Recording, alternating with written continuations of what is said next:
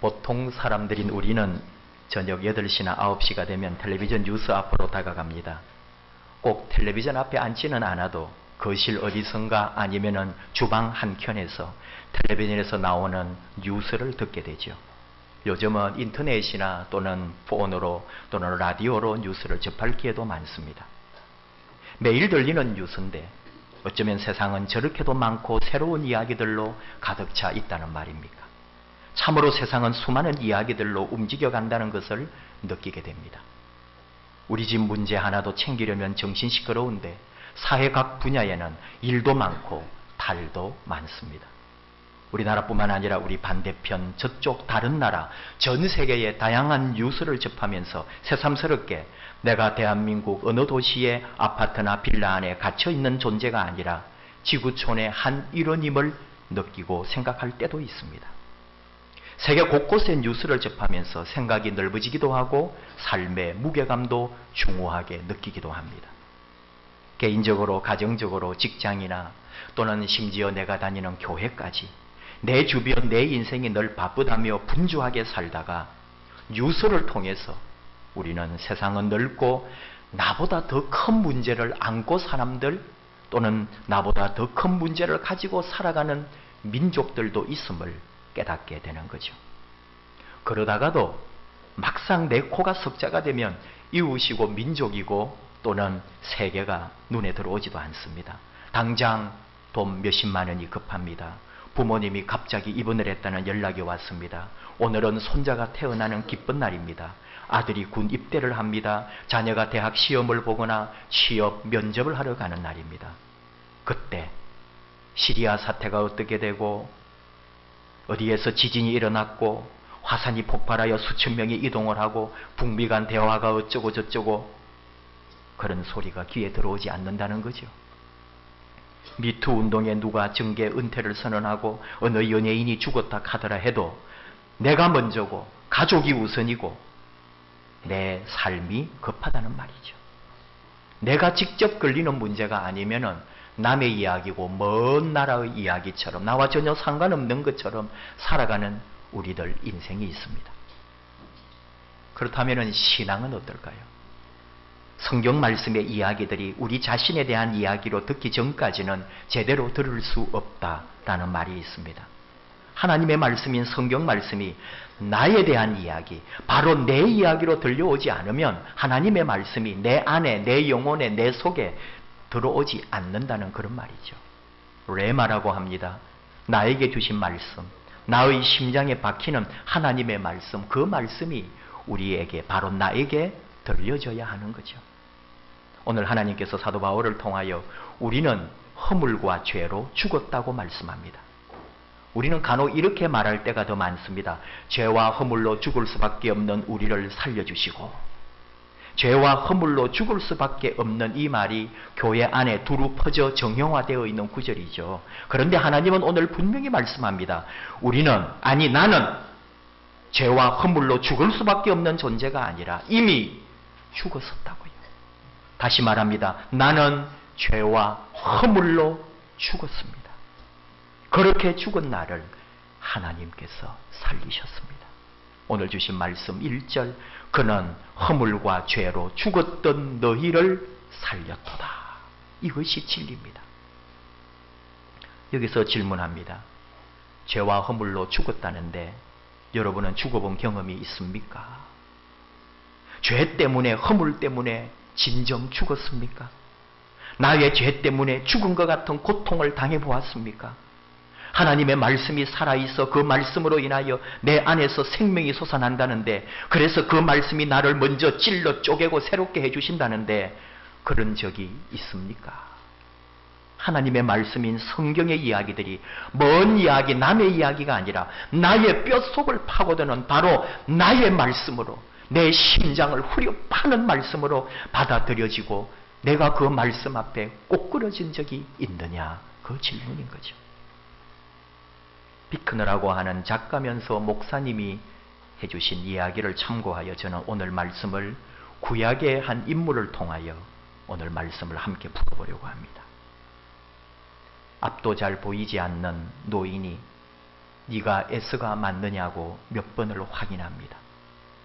목소리를 들어보고 냄새를 맡아보고 그리고 만져보기까지 하면서 에서인 것을 확인하고 그의 머리에 손을 얹고 장자권이라는 복을 빌어줍니다.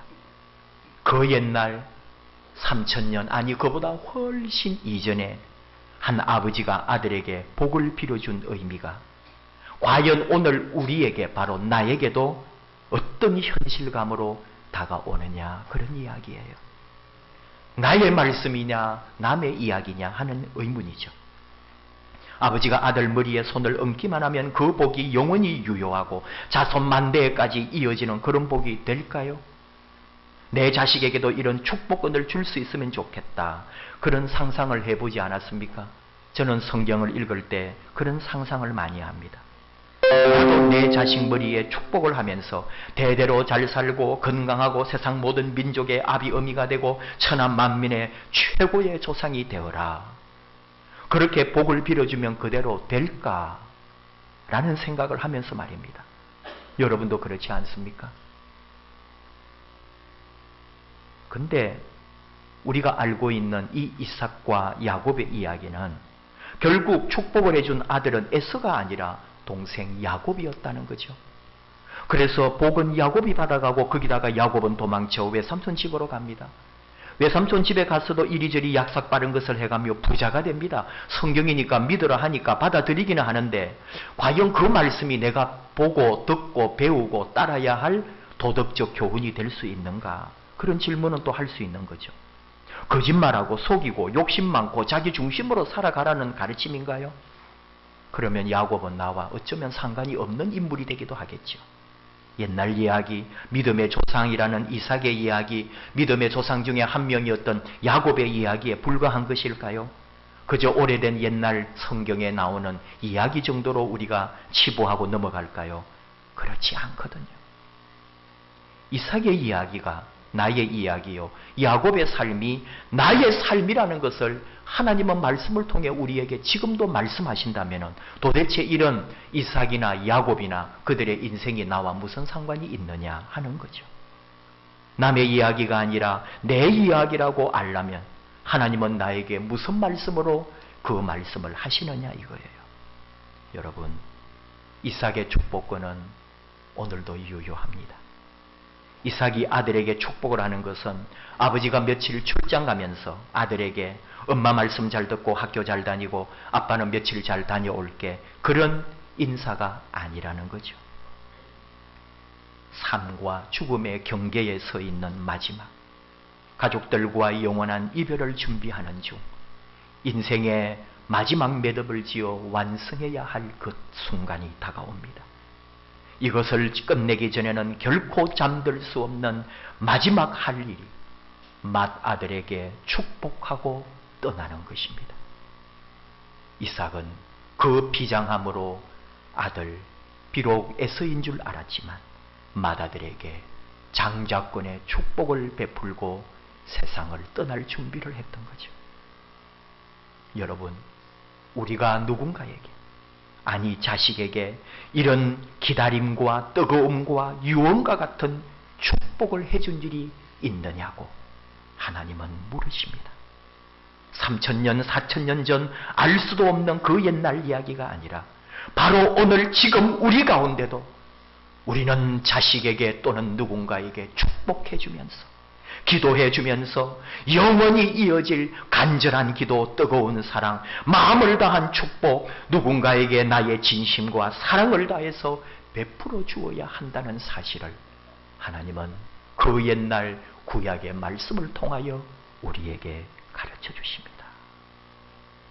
나의 진심 어린 사랑, 나의 그 뜨거운 사랑의 축복의 한마디로 인하여 누군가가 아니 내 자식의 인생이 기막힌 변화를 경험할 수 있다고 하나님은 지금도 우리에게 가르쳐주고 계신 거죠.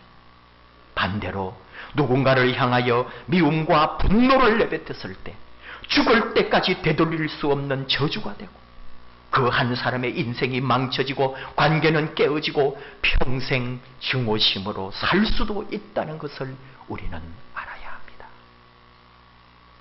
다시 야곱에게로 돌아가면 그렇게 아버지를 속이고 형을 배신하고 도망을 쳐도 괜찮다는 가르침이 절대로 아닙니다. 세상을 그런 식으로 살면 복받는다는 말씀도 아닙니다. 왜냐하면 야곱은 결국 돌아오거든요. 고향 땅으로 돌아옵니다. 아니, 그 돌아올 때도 어쩌면 그는 아직도 욕심으로 가득 차 있습니다. 왜냐? 고향을 떠날 때 하나님이 그에게 약속했거든요. 네가 있던 그 땅, 너의 아버지의 그 땅으로 반드시 돌아오게 하고 너에게 그 땅을 주겠고 너는 자손 만대 조상이 될 것이라고. 아니, 이미 충분히 성공했는데도 그는 더 큰 성공과 행복을 바라보고 돌아옵니다. 아버지는 벌써 돌아가셨고 그는 생각했을 겁니다. 그 옛날 일을 형 에서가 잊어주기를. 그런데 홀로 남은 야복 강가에서 갑자기 나타난 사람과 밤새도록 씨름을 하지 않습니까? 결국은 허벅지 관절뼈가 부러지고, 그래서 다리를 절면서도 나를 축복해 주지 않으면 놓지 않겠다 하면은 끝내 그리고 복을 받아냅니다. 거기에서 그는 깨달은 것이 있습니다. 지금까지는 내 힘으로, 내 실력으로, 내 교활함과 내 지혜로 성공하고 행복을 잡았습니다. 그런데 씨름하면서 그는 하나님을 보았습니다. 그와 씨름했던 사람은 바로 하나님이셨거든요. 밝아오는 새벽빛에 그와 씨름했던 그 사람의 얼굴을 그는 보았고, 자기가 지금까지 성공하고 자기가 지금까지 생각했던 행복과 이 세상의 모든 성취와는 비교가 되지 않는 바로 그분의 얼굴에서 그가 깨달은 것은 사랑, 평화, 기쁨, 감사, 위로, 안식이었습니다. 허벅지 관절뼈가 부러져 밤새도록 겪었던 고통으로 다리를 끌면서 그가 야복 강가에서 고향을 바라보며 섰을 때 밝아오는 아침 해와 함께 그는 새롭게 부활했던 것입니다. 예수님이 3일간 그 무덤 속에 있다가 십자가에서 비참하게 죽었지만 부활의 아침 무덤에서 일어나 죽음을 딛고 부활의 아침 그곳에 섰을 때 바로 예수님은 부활의 주님으로 그 부활 때문에 바로 내가 부활의 사람이 되도록 예수님이 부활하셨고 나도 부활하게 되었음을 우리는 오늘도 살아있는 말씀으로 깨닫게 됩니다. 주의 말씀은 수천 년 전의 말씀이 아니라 바로 오늘 나와 상관 있고 내 안에 살아서 지금도 역사하는 말씀이 되었다는 거죠. 오늘 사도 바울을 통하여 하나님 말씀합니다. 허물과 죄로 너는 죽었다고요. 죽었기 때문에 살 수 있습니다. 그래서 우리는 복받은 사람들입니다. 죽지 않으면 부활도 없으니까요. 약은 꾀로 교활함으로 죄로 가득했던 야곱이 씨름하며 밤새도록 그가 고통 중에서 발견한 것은 바로 하나님의 얼굴이었고 새로운 세상, 새로운 삶, 부활의 삶이었습니다. 바로 우리가 그렇게 오늘 말씀 2절처럼 세상 풍조를 따랐고 2절에 공중 권세 잡은 자를 따라 살았고 또 2절 말씀에 불순종하는 영의 지시를 따랐던 우리들이 그리고 3절 육체의 욕심을 따라 육체와 마음이 원하던 것을 행하던 우리들이 이제 8절 9절 말씀처럼 구원을 받은 존재로 다시 살아나게 됐습니다. 구원을 받았으니 이것은 너희에게서 난 것이 아니요 하나님의 선물이라. 행위에서 난 것이 아니니 누구든지 자랑하지 못하게 함이라 말씀합니다. 하나님이 선물로 우리에게 주신 거예요. 무엇을? 부활의 존재로 구원받은 인생으로 영원한 생명을 선물로 주셨답니다. 그리하여 우리는 10절 말씀처럼 그가 만드신 바가 되었습니다. 하나님이 만드신 하나님의 작품, 하나님의 글작이 되었다는 말이죠. 듣기 좋으라고 하는 말이 아닙니다. 하나님은 우리를 하나님의 걸작으로, 하나님의 작품으로 빚으셨다고 하나님은 우리에게 오늘 말씀합니다. 그리하여 우리에게 최고의 선물 세 가지를 주셨습니다. 첫째는 바로 1절, 5절 말씀처럼 허물과 죄로 죽었던 우리를 그리스도와 함께 살려주셨다는 거죠. 로마서 6장 23절, 죄의 싹은 사망이라 했습니다. 좀 더 거칠게 표현하면 죄의 값은 죽음이다. 여러분, 지금 우리 사회에 그 죄의 값으로 죽어가는 사람이 더 많아질 겁니다.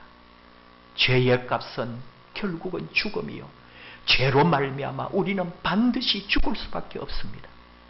그런데 죄의 싹은 사망이지만 하나님의 은사는 그리스도 예수 우리 주 안에 있는 영생이니라 말씀합니다. 하나님의 은사가 뭐예요? 기프트, 선물입니다. 하나님의 선물이 뭐냐? 죄의 값은 죽음인데 하나님은 우리에게 선물을 주셔서 무엇을? 예수 안에 부활함으로 영원한 생명을 선물로 주셨다고요.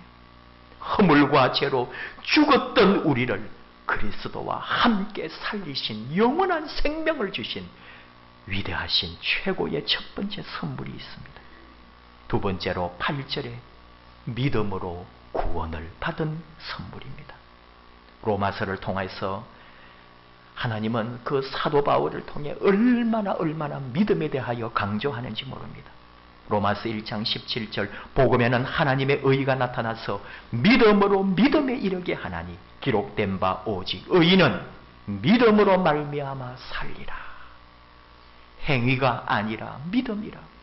우리는 결심하고 결단하지만 하루아침에 그 결단과 결심을 뒤집어버립니다.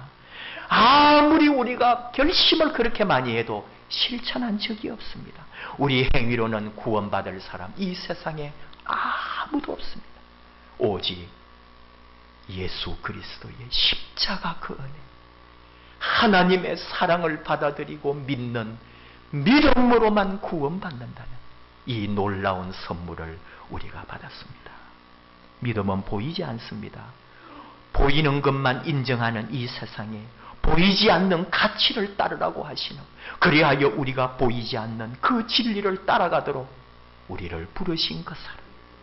마가복음 5장 34절 예수께서 이르시되 따라 네 믿음이 너를 구원하였으니 평안히 가라, 네 병에서 놓여 건강할지어다.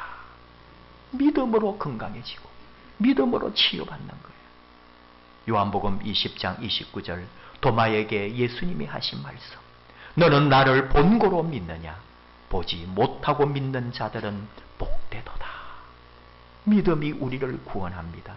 정말로 우리가 돌아가야 할 그곳, 내 고향 어머니의 품과 같은 그 믿음의 자리, 아버지의 품, 신앙의 자리, 내가 영원히 돌아가야 할 그 나라, 믿음, 안식, 평화, 사랑의 나라가 있는 곳, 바로 우리 하나님의 품은 믿음으로만 안길 수 있습니다. 십자가 은혜를 믿는 거죠.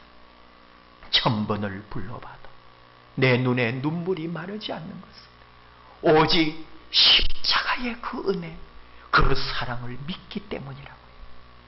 세 번째로 우리에게 주신 위대한 최고의 선물, 그가 만든 작품이라는 거죠. 우리는 그가 만드신 바라.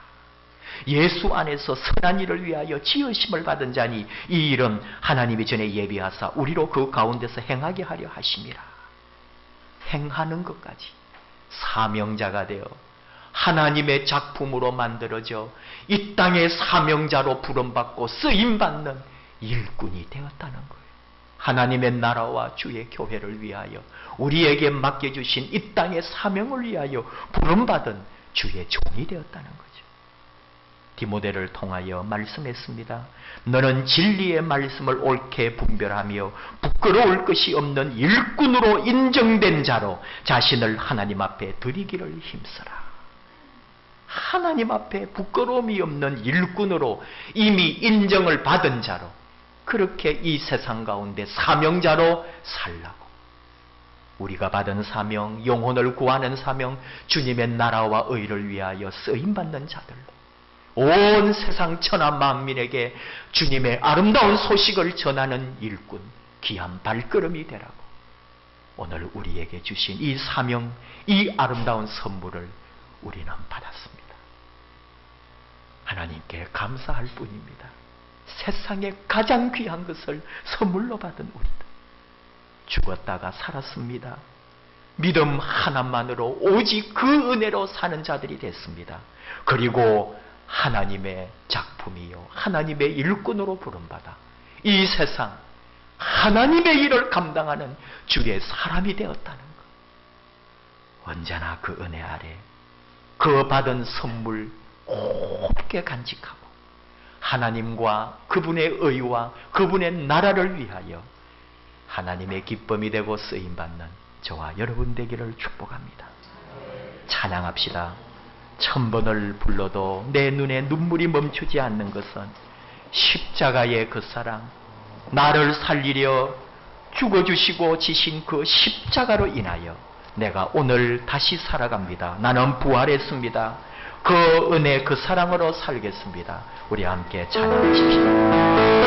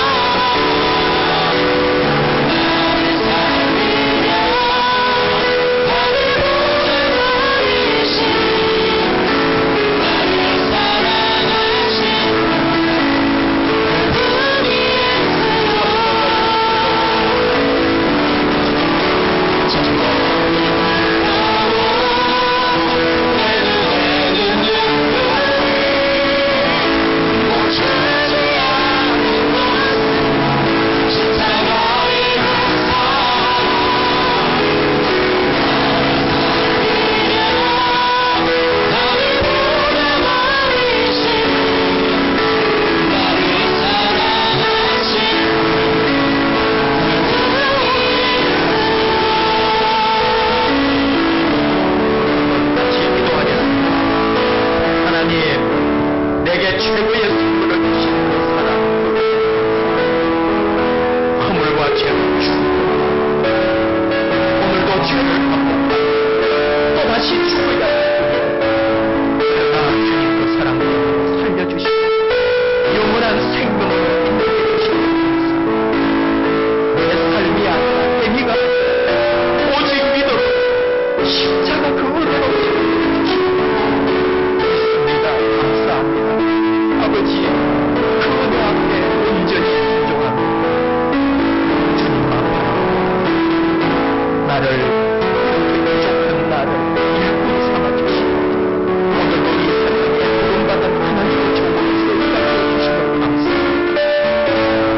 사명자 주님의 일꾼 아름다운 종으로 온전히 하나님과 하나님의 나라를 위하여 쓰임받아 저희에게 힘과 능력을 주시오. 인정받는 일꾼 되게 하여 주시오.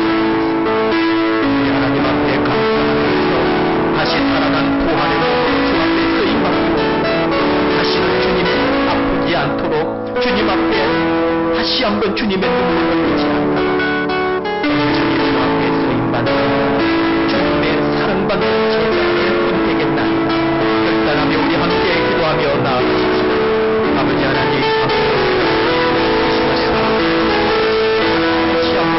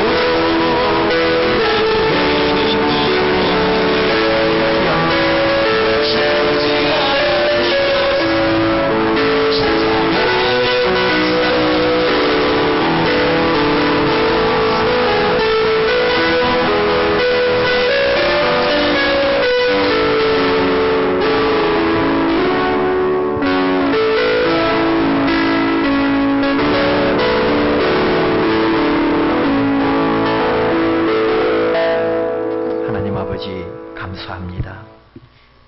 허물과 죄로 죽었던 우리를 살려주신 하나님, 주님과 함께 십자가에 못 박히고 주님과 함께 다시 살아 영원한 생명을 소유하고 그 영생의 은혜로 오늘도 믿음으로 살게 해주심을 감사합니다. 십자가 없이는, 주님의 죽으신 보혈 없이는 우리가 영원히 죄인일 수밖에 없고 그 죄의 값으로 죽은 자처럼 이 세상에 마귀와 사단의 그 권세 아래 놓여 있었을 텐데 오늘도 하나님의 그 사랑으로 다시 일어나 믿음으로, 말씀으로, 하나님 사랑으로 살게 해주시고 부활의 권세를 가지고 영원한 생명을 가지고 나아가게 해주심을 감사드립니다. 부끄러울 것 없는 인정받는 일꾼이 되어 주님과 주의 나라를 위하여 우리의 마지막 순간까지 충성하며 쓰임받는 아름다운 하나님의 자녀요 신실한 주의 종들이 되게 하여 주시옵소서. 우리 교회가 속한 모든 믿음의 권속들이 주 예수 그리스도 안에서 다시 부활한 몸으로 영원한 생명과 영원한 나라를 향하여 함께 동행하는 아름다운 하나님의 작품이 되게 하여 주옵소서. 예수님 이름으로 기도하옵나이다. 아멘.